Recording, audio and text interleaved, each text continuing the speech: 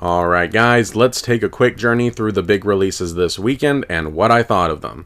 The Super Mario Bros. Movie tells the story of the Mario Brothers, who are both Brooklyn plumbers, who get sucked into a mysterious sewer pipe. It transports them to the Mushroom Kingdom, but Luigi winds up getting captured by the evil King Bowser. Intent on getting his brother back, Mario must join forces with the Princess of the Mushroom Kingdom, Peach, in order to get his brother back, defeat Bowser, and become a true hero. One thing this film is going to be an exercise in is tempering expectations. I mean, if you're going to go into this film with the mindset that you're not going to like it, then this isn't going to sway you. And another thing to take note of is that, yeah, this is a kid's film. And I don't mean a kid's film like it has like one layer when you're younger, but then there's deeper layers that you'll discover as you grow up. I mean, this is a kid's film, aimed at kids by default. I mean, yeah, this is an elimination film after all. And they're not really known for taking risks. They typically stay with the safe and familiar. I mean, if it ain't broke, don't fix it. Now, that's not to say there aren't adult elements sprinkled in here, like the character of Lumily, whose dialogue is almost completely made up of fatalistic statements, as he begs for the sweet release of death, or a brief blink-and-you-miss-it flashing joke. But by and large, this film has a very kid-friendly lean. The story and characterizations are pretty basic and straightforward. There's not much in the way of surprises or twists and turns, but it makes up for it with decent jokes, a really cool villain in the way of Jack Black's unrecognizable performance as King Bowser, excellent colorful visuals that really does the video game universe justice, tons and tons of Easter eggs that are there to reward longtime Mario fans, and overall just a likable energy to the whole thing. And while we're on the subject, the film is very well animated. The world as depicted in this film feels so vast and open and makes you want to explore it more, which is precisely what I expect for a film based on a video game. And the voiceover work in this is also really good too. Seth Rogen surprisingly works well as Donkey Kong, Charlie Day is a good Luigi, Anya Taylor-Joy was perfect casting as Peach, and even Chris Pratt, whose voice I thought would get in the way, is actually really good here as the voice of Mario. There are a few unpolished elements to this thing, like certain characters are amazingly blasé at seeing creatures from another world for the first time, and unsurprisingly for a kid's film, there's not that much in the sense of danger for the main or even secondary characters, even during the action scenes. And there are times where the pacing moves too fast. The scene where the characters get stuck inside the belly of an eel is a prime example of that. But in terms of taking the elements from the games and incorporating it into a cohesive narrative, it surprisingly succeeds at it. Overall, it's a decent, breezy little watch. It definitely understands and respects its source material, staying incredibly faithful whenever possible, but also knowing when to make changes to better suit the film medium. I wouldn't call this great, and I don't know many other people that would either, but what you see is what you get. If you have young kids that can go with you, especially if you or they grew up on the Mario games, I think this would be a good one to take them out to the theater to go see. It's a good film, it's bright and colorful, fast moving, has more than a few good solid jokes, and mostly excellent voiceover work. The Super Mario Bros. Movie gets a half-full shot. Air is the definition of a crowd pleaser. It tells the true story of the shoe company Nike, whose basketball division needs a miracle or else it'll get shut down, and that miracle comes in the form of a future NBA legend, Michael Jordan. This is one of those films where you have to wonder just how they're going to pull something like this off. But I'm not kidding when I say this was some of the most riveting stuff I've seen in a long time.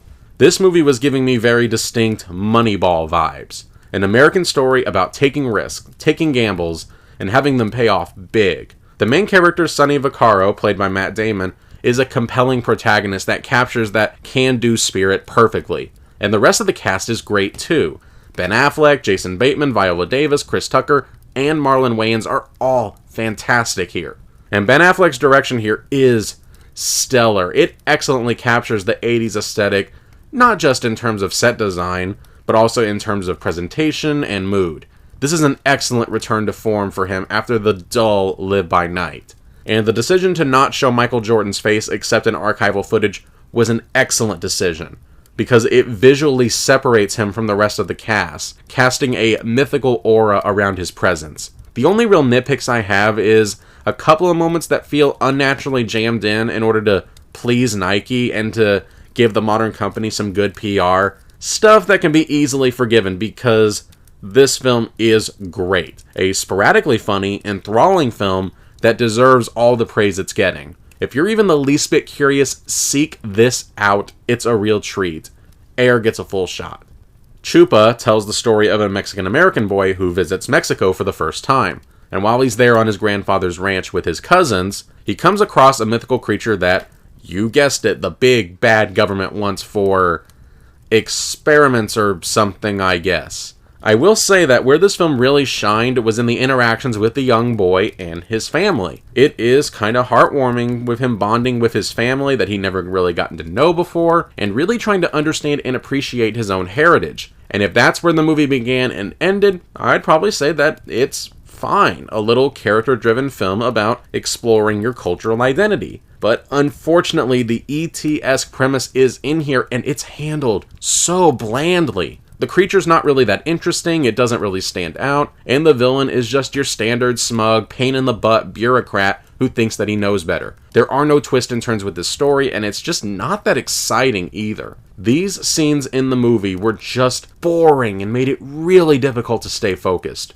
There's no real sense of adventure or wonder that you could expect for a story like this. I guess if you're looking for a kids film on Netflix and there's no other options available, I guess this one's not too bad, but it's just not that good either.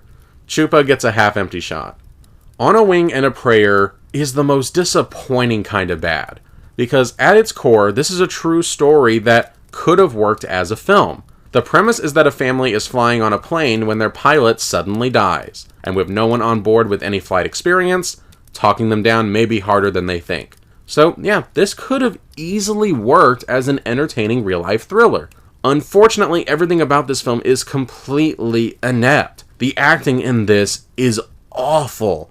I have no idea what Dennis Quaid is doing here. He seems like he's drunk in every scene he's in. There's also no sense of urgency. Characters will constantly stop what they're doing to make some kind of comment or aside in a situation where time is of the utmost importance, which undercuts the tension. There are also so many scenes that just should not be here at all. The film keeps cutting back to a young girl who's interested in planes and is hearing the entire events unfold over the radio, and she does nothing to impact the plot, so I don't know why her scenes are in this film. And the faith-based elements do not flow naturally into the narrative at all. You can have characters of Christian faith in a story, but it needs to feel organic, it needs to feel well integrated. This feels so inauthentic, like, well, this is a faith-based film, so I guess we should probably add this in here. Honestly, this film is just a mess. And that's a shame because with a competent crew, this could have been a decent thriller, but it does not do its real-life story justice. On a Wing and a Prayer gets an empty shot. And now here's a quick recap of the films reviewed this week. A half-full shot for the Super Mario Bros. Movie, a light, bouncy, cute little film that will appeal to both kids and Nintendo fans. The film is currently in wide release. A full shot for Air, a crowd-pleasing delight that is as entertaining as it is well-crafted. The film is currently in wide release.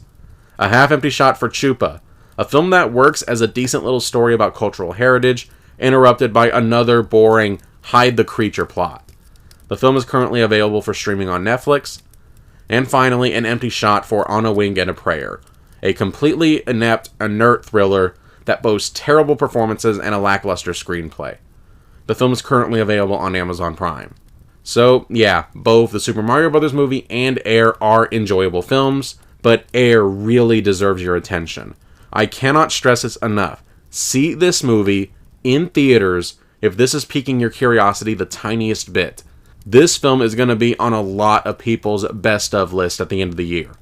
And remember, if you want to see my early thoughts of any film I watch or to read more of my reviews, make sure to check out my Letterboxd account. The link to that is in the description below. That's it for this week. Next time, Nicolas Cage plays Count Dracula in Renfield, and Russell Crowe battles the devil in The Pope's Exorcist. Make sure that you're subscribed so that you don't miss any upcoming episodes. Have a good day, and I'll see you next weekend.